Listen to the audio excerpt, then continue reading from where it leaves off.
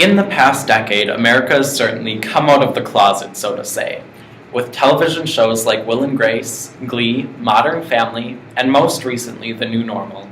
America has seemingly turned a colossal leaf. Is this exploitation of homosexuality helped build acceptance in America, though? Or are these sitcoms solidifying stereotypes through cliches and assumptions of the gay community? The young generations of America have certainly inspired acceptance and change more and more.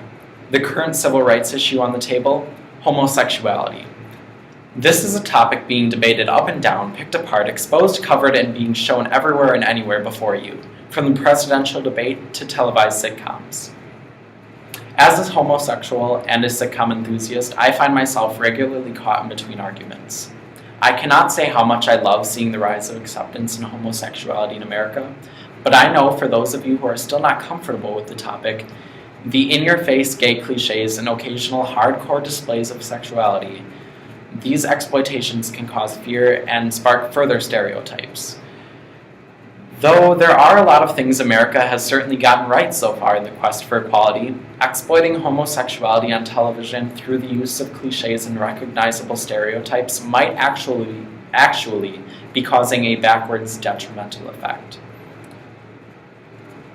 Homosexualities until the late 90s were often portrayed in television as extras for comedic purposes. They had no background, no depth, and very little on-air time.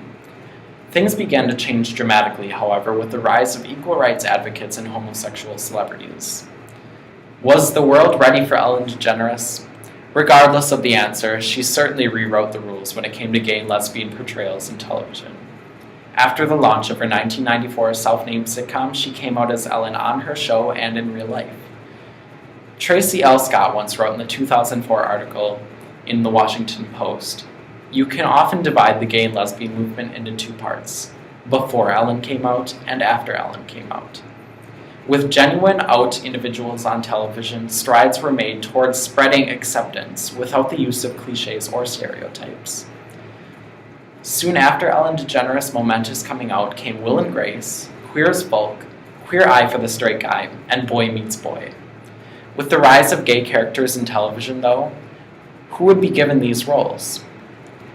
In show business, a character with a disability is often given to an actor with the same disability, for they can relate.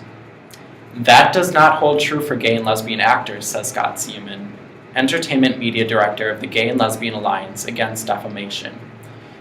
You can't tell just by looking. It's a minority based on sexuality. Yes, it is a minority based on sexuality, but it's also a minority portrayed by a majority with no definite or observable indicators other than the character traits based upon stereotypes. A considerable number of gay roles in television are often portrayed by straight actors. As viewers, we often don't know the actual sexuality of an actor. We judge actors and actresses based upon their portrayals and buy into their actions. When a straight actor portrays a gay role, they are more likely to fall onto recognizable stereotypes to successfully sell their character to the public, thus solidifying stereotypes. Take, for example, Modern Family's charismatic and gay Cameron Tucker, portrayed by Eric Stonestreet. Eric Stonestreet is, in actuality, straight. His on-screen husband, Jesse Tyler Ferguson, is openly gay, however. If you ever saw the show Modern Family, you would likely guess the opposite were true. On film, Eric's character is much more flamboyant than his counterpart. Even on the classic gay sitcom Will and Grace, Will is portrayed by a straight actor, Eric McCormick, who has been married to his wife, Jeanette Holden, for about 15 years now. And as for the new beloved show Glee, not much is different. Darren Criss, who plays Kurt Hummel's now ex-boyfriend Blaine, is also straight. The issue is this: the writers of these roles are often most not familiar with what it means to be gay, lesbian, transgender, bisexual, and so on. And neither do the straight actors portraying these roles. According to Wet Paint Entertainment, only 2 of the 7 LGBTQ roles were played by LGBTQ actors. Opposite this, just 2 of the 19 straight characters on the show Glee are portrayed by LGBTQ actors. How could straight writers and actors possibly understand how to portray a homosexual character realistically? This is where the stereotypes come into play. Openly gay actress Jane Lynch, who plays Sue Sylvester in Glee, notes, "Most people are straight, and I think that's probably why. This is a business of projection and desiring people from afar."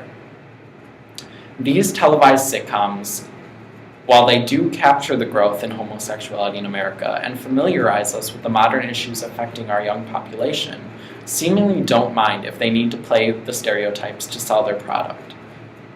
There is no doubt that we, America, have begun to embrace equality, but the means our media has chosen to do so is causing a backwards, detrimental effect. Within the past 2 decades, LGBTQ roles have made their claim in television sitcoms, having moved from roles with little depth and no backstory to main substantial roles on hit shows with the rise of equal rights advocates and open LGBTQ celebrities. Currently, however, most of these roles are given to straight screenwriters. Most of these roles are written by straight screenwriters, directed by straight directors, and/or are being portrayed by straight actors. These individuals often do not understand how to make these characters come alive without relying on cliches and stereotypes. It is important to understand that this is not something that is going to change or even needs to change. It is simply our duty as observers to be critical of certain portrayals and not to buy into the stereotypes that are fed to us through televised media. These are not portrayals of actual people, but are often based on generalized and recognized action and behaviors.